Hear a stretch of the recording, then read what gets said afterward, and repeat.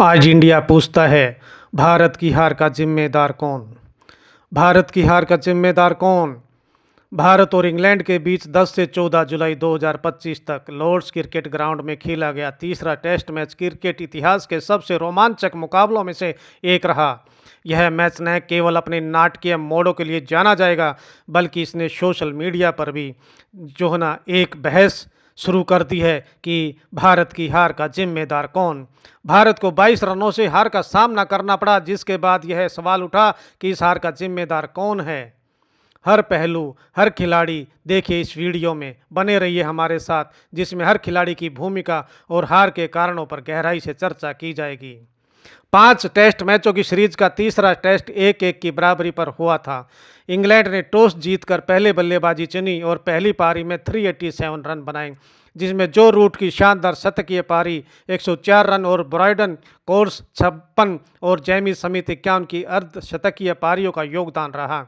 भारत ने भी पहली पारी में केएल राहुल का शतक शो, ऋषभ पंत 74 रन और रविंद्र जडेजा शानदार पर्सनैलिटी राजपूत की तलवार रविंद्र जडेजा 72 रन की बदौलत 387 रन बनाए, जिससे दोनों टीमों के स्कोर बराबर रहे।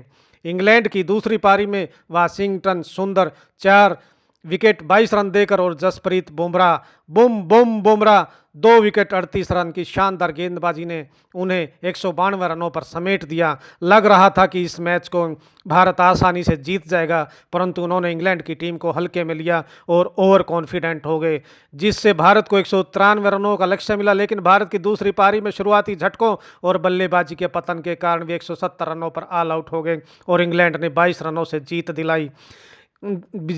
गई। इस हार ने सीरीज में इंग्लैंड को 2-1 की बढ़त दिलाती और ये मैच भारत आसानी से जीत सकता था, परंतु पर मोस्ट बल्लेबाज फेल रहे।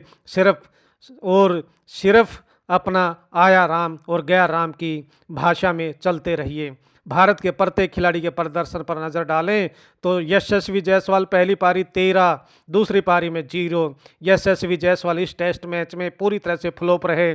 पहली पारी में जोफ्रा आर्चर ने उन्हें तीसरी गेंद पर ही आउट कर दिया और दूसरी पारी में भी वो 0 पर आउट हो गए। उनकी खराब फॉर्म ने भारत को शुरुआती झटका दिया। सोशल मीडिया ट्रेंड कर रहा है। कई फैंस ने एक्स पर यशस्वी की तकनीक और टेस्ट क्रिकेट में अनुभव की कमी पर सवाल उठाए।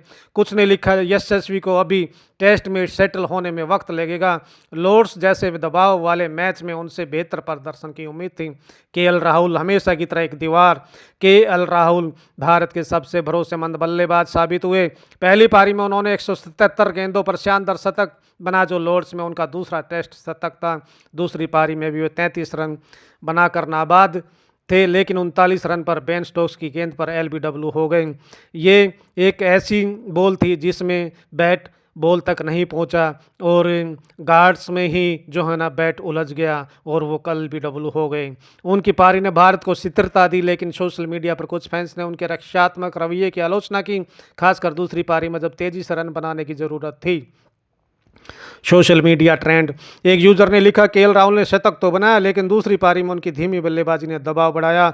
करुण राय पहली पारी 40 रन, दूसरी पारी 14 रन। करुण राय ने पहली पारी में 40 रनों की उपयोगी पारी खेली, लेकिन दूसरी पारी में ब्रायन क्रास ने उन्हें 14 रन पर एलबीडब्ल्यू आउट कर दिया। उसकी असंगति ने भारत को मध्यक्रम में मजबूती नहीं दी। सोशल मीडिया ट्रेंड नायर को लेकर ज़्यादा चर्चा नहीं हुई, लेकिन कुछ फैंस ने उनकी जगह अभिमन्यु ईश्वरन को मौका देने की मांग की। शुभमन गिल पहली पारी 16 रन, दूसरी पारी 6 रन। बहुत आशाएं थी कि टिक के खेलेंगे। दूसरी पारी में कहीं से भी नहीं लगा कि वो बहुत ही ज़्यादा गंभीर हैं अपनी पारी को लेकर। कप्तान शुभमन गिल का नेतृत्व इस मैच में निराशाजनक ही नहीं, बहुत ही घटिया प्रदर्शन रहा। पहली पारी में वे 16 रन बनाकर क्रिस वोक्स की गेंद पर आउट हुए और दूसरी पारी में 6 रन पर एलबीडब्ल्यू हो गए। उनकी कप्तान में कुछ फैसले जैसे रक्षात्मक अक्षतरेशन और समय बर्बाद करने के लिए इंग्लैंड के सलामी बल्लेबाजों पर गुस्सा सोशल मीडिया पर चर्चा का विषय बने रहे। सोशल मीडिया में गिल की कप्तानी और बल्लेबाजी दोनों की आलोचना हुई। एक यहाँ तक लिखा गया कि गिल को कप्तानी का दबाव साफ दिख रहा है, उनकी बल्लेबाजी में आत्मविश्वास की कमी थी इस टेस्ट मैच में। ऋषभ पंत हमेशा की तरह आक्रामक। ऋषभ पंत ने अपनी पारी में 74 रनों की आक्रामक पारी खेली पहली पारी में, लेकिन दूसरी पारी में वो ठीक से वो नहीं कर सके और 9 रन बनाकर जोफ्रा आर्चर की गेंद पर आउट हुए। सोशल मीडिया में पंत को लेकर मिली जुली कर पढ़ते कर ही कुछ ने उनकी चोट के बावजूद लड़ने की भावना की तारीफ की तो कुछ ने उनकी दूसरी पारी में जल्दबाजी की आलोचना की। बहुत से बल्लेबाज लग रहे थे, बहुत ही जल्दबाजी में हैं, ऐसा लगता है कि आते ही चौके छक्के जड़ देंगे और मैच को जीत जाएंगे। ऐसा नहीं होता। रविंदर जडेजा, जितनी तारीफ की जाए उतनी कम। राजपूत तलवार आखिर तक लड़ती रही मैदान पर, परंतु उनका साथ देने के लिए साथी ही नहीं बचे। रविंदर जडेजा इस मैच के हीरो रहे। पहली पारी में 72 रनों की पारी और दूसरी पारी में नाबाद 61 रनों ने भारत को हार के करीब से जीत उम्मीद दिलाई। उनकी गेंदबाजी में भी योगदान रहा, लेकिन अंत में वे अकेले पड़ गए।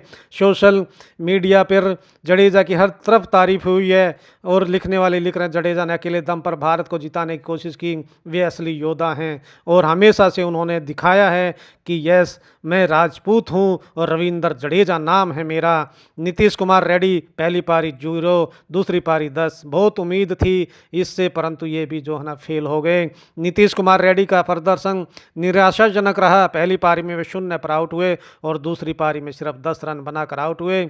बहुत ही घटिया प्रदर्शन रहा कुछ बल्लेबाजों का, उनमें से नीतीश कुमार रेड्डी भी हैं।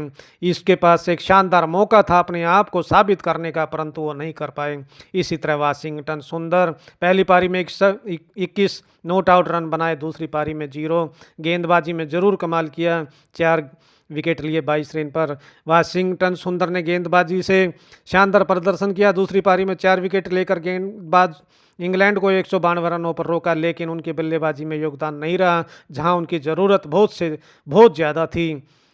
जसप्रीत बुमराह बुमराह अकेला ऐसा गेंदबाज जो बाद में बन गया बल्लेबाज, जिन्होंने 54 बॉल खेली और 1 घंटा 40 मिनट एक बल्लेबाज के तौर पर, जो कि खुद में एक वो गेंदबाज है, 1 घंटा 40 मिनट क्रीज पर टिकना कोई आसान काम नहीं है। जसप्रीत बुमराह ने गेंदबाजी में लॉर्ड्स में ओनर्स बोर्ड पर अपना नाम दर्ज किया। उनकी स्टिक, यॉर्कर और गति ने इंग्लैंड में दबाव में रखा। दूसरी पारी में उन्होंने जडेजा के साथ 35 रनों की साझेदारी की, जो एक मिसाल कायम कर दिया। बुमराह को हार के लिए जिम्मेदार नहीं ठहराया जाता। भैंस ने उनकी गेंदबाजी और लड़ने की भावना की तारीफ की है। मोहम्मद सिराज, इन्होंने भी बहुत कोशिश की, परंतु आखिरी बॉल पे जो हैं उन्होंने ध्यान नहीं दिया और विकेट पे जा टकराई बॉल। आकाशदीप पहली पारी 7 रन, दूसरी पारी 1, गेंदबाजी 0। आकाशदीप का प्रदर्शन गेंदबाजी में प्रभाव नहीं रहा, वे नाइट वॉचमैन के रूप में दूसरी पारी में जल्दी आउट हो गए और आकाशदीप को लेकर ज़्यादा चर्चा नहीं है। हार का जिम्मेदार कौन, ये इतिहास में बार बार पूछा जाएगा, कौन है हार का जिम्मेदार, कौन रहेगा हार का जिम्मेदार। शीर्ष क्रम का पतन यशस्वी जायसवाल, करुण नायर, शुभमन गिल। दूसरी पारी में नाकामी ने भारत को शुरुआती दबाव में ला दिया। शीर्ष क्रम ने पूरी तरह निराश किया। 193 रन का लक्ष्य इतना मुश्किल नहीं था। शुभमन गिल की कप्तानी, गिल की रक्षात्मक रणनीति और इंग्लैंड के सलामी बल्लेबाजों के साथ विवाद ने उनकी कप्तानी पर सवाल उठाए। गिल को अभी कप्तानी सीखने की ज़रूरत है, उनकी रणनीति में कमी दिखी। मध्य क्रम की असफलता, ऋषभ पंत, नीतीश रेड्डी जैसे खिलाड़ियों से आक्रामक बल्लेबाजी की उम्मीद थी, लेकिन वे मैदान छोड़कर भाग खड़े हुए। जडेजा की अकेली लड़ाई, जडेजा को हीरो के रूप में देखा जाएगा, लेकिन अन्य बल्लेबाजों का साथ नहीं मिला। जडेजा ने सब कुछ किया, लेकिन बाकी बल्लेबाजों ने अकेला छोड़ दिया। इंग्लैंड की रणनीति, बेन स्टोक्स और जोफ्रा आर्चर की गेंदबाजी और स्टोक्स की कप्तानी को भी खूब याद किया जाएगा। बहुत संघर्ष किया और 193 रन के लक्ष्य को उन्होंने डिफेंड किया और ये उनका संघर्ष और हर बॉल पर रणनीति हमेशा याद रखी जाएगी। हार के मुख्य कारणों में शीर्ष क्रम का पतन, भारत की दूसरी पारी में शुरुआती 4 विकेट जल्दी गिरने से दबाव बढ़ा और सिर्फ 58 रन पर 4 विकेट की स्थिति वापस मुश्किल थी। रक्षात्मक बल्लेबाजी, केएल राहुल और जडेजा में स्थिरता थी, लेकिन रन गति धीमी रही जिससे दबाव बढ़ा। इंग्लैंड की आक्रामक गेंदबाजी ने भी कमाल कर दिया।